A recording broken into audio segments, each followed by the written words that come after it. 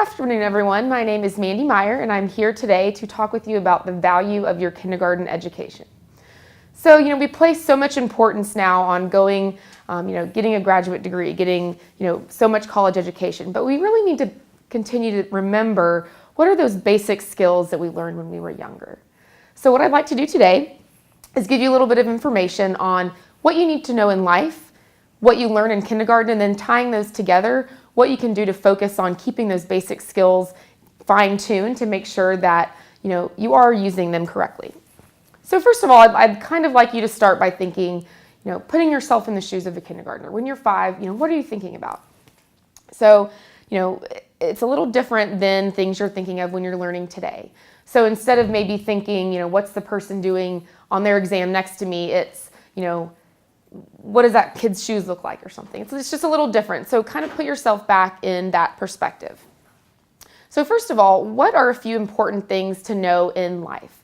The first thing I'd say is interpersonal skills. How do you do around other people? So when you're in kindergarten, you walk in that first day and people look different than you. You've never been around this many kids at once. So how do you handle yourself around them? It's very different. And that can be said going through school and life in general. The second thing is, how do you play with others? That goes starting from a very young age. When you're a kid and the kid next to you is playing with the color Play-Doh that you want, how do you handle that? Do you grab it from them? Do you pinch off a piece? Do you mix it with yours? What do you do? Do you get mad at them or tattle with the teacher? Thinking in more of a professional setting, when you're older, it's the same thing. If you're on a team, how do you play with others? Is it something where you can act mature, or do you get upset with someone and bite their head off when they don't agree with you in a meeting? So it's something that you can continue to remember.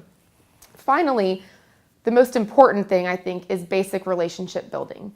You might not stay connected to people that you are friends with when you're in kindergarten or when you're very young, but it goes to show that those basic friendships that you make, can not only last a long time, maybe, but also help you throughout life. So whether it's, a personal relationship or a business relationship, you don't know something that person might be able to help you with down the road. So being able to relate to someone is very important.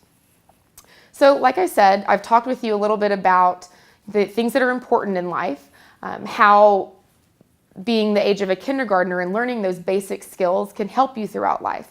But now I'd like to pose a question to you. How do you think you could connect some of these basic skills to your future? So, instead of maybe focusing on, physics or something, more tough to learn, how would you think maybe in real life you can apply some of these skills that you've learned as a kindergartner? Does anyone have any examples? No? Larry? I like to play with people, but I also like to have my way if it's basketball or football. So it's one of those things in which you learn when you're young. You can't just always have it your way. Okay.